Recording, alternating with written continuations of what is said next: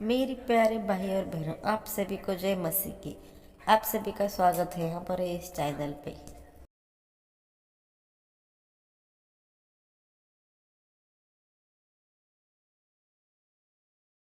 योहन अध्याय 16।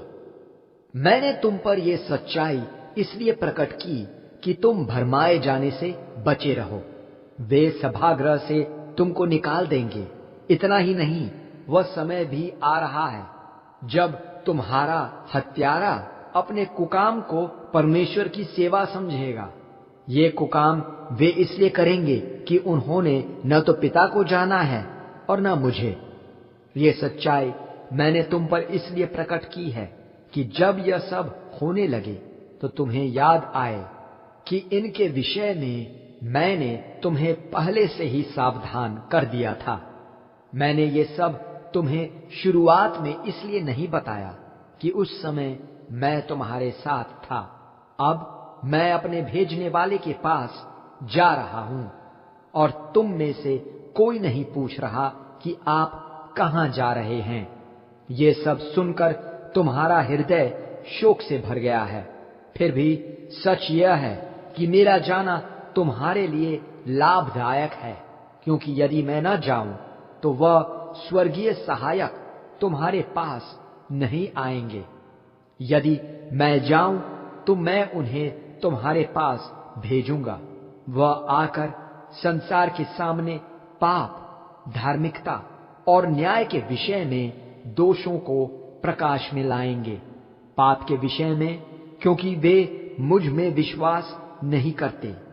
धार्मिकता के विषय में, क्योंकि मैं पिता के पास जा रहा हूं और इसके बाद तुम मुझे न देखोगे।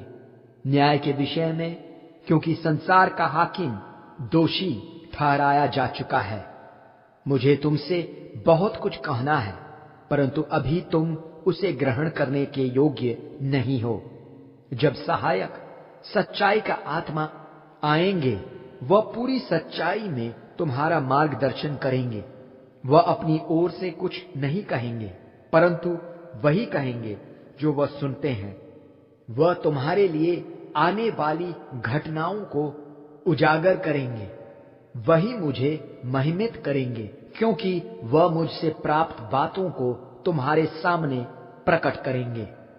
वह सब कुछ जो पिता का है मेरा है, इसलिए मैंने यह कहा कि वह मुझसे मिली हुई बातों को तुम पर प्रकट करेंगे। कुछ ही समय में तुम मुझे नहीं देखोगे और कुछ समय बाद तुम मुझे दोबारा देखोगे। इस पर उनके कुछ शिष्य आपस में विचार विमर्श करने लगे।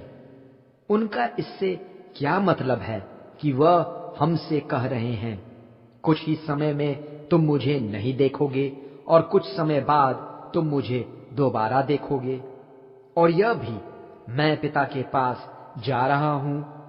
वे एक दूसरे से पूछते रहे। समझ नहीं आता कि वह क्या कह रहे हैं। क्या है यह कुछ समय बाद जिसके विषय में वह बार बार कह रहे हैं? यह जानते हुए कि वे उनसे कुछ पूछना चाहते हैं, मसीह यीशु ने उनसे प्रश्न किया, क्या तुम इस विषय पर विचार कर रहे हो कि मैंने तुमसे कहा कि कुछ ही समय में तुम मुझे नहीं देखोगे और कुछ समय बाद मुझे दोबारा देखोगे? मैं तुम पर यह अटल सच्चाई प्रकट कर रहा हूं। तुम रोओगे और विलाप करोगे, जबकि संसार आनंद मना रहा होगा।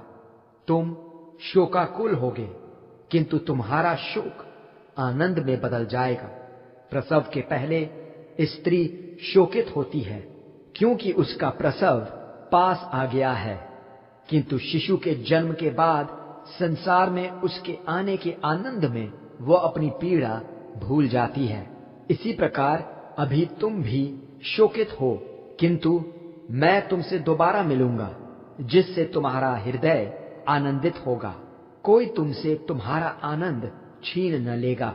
उस दिन तुम मुझसे कोई प्रश्न न करोगे। मैं तुम पर यह अटल सच्चाई प्रकट कर रहा हूं।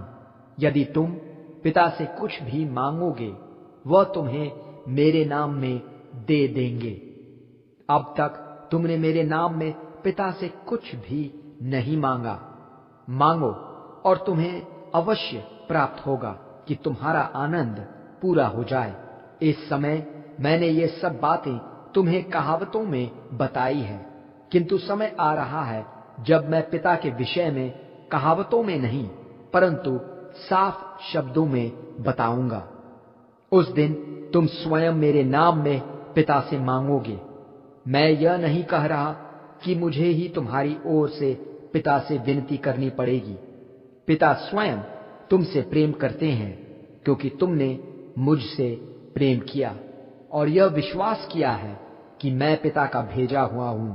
हां, मैं पिता का भेजा हुआ संसार में आया हूं और अब संसार को छोड़ रहा हूं कि पिता के पास लौट जाऊं। तब शिष्य कह उठे, हां, अब आप कहावतों में नहीं साफ शब्दों में समझा रहे हैं।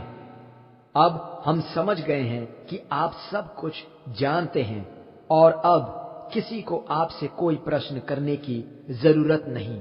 इसलिए हम विश्वास करते हैं कि आप परमेश्वर की ओर से आए हैं। मसीह यीशु ने उनसे कहा, तुम्हें अब विश्वास हो रहा है? देखो, समय आ रहा है, परंतु आ चुका है।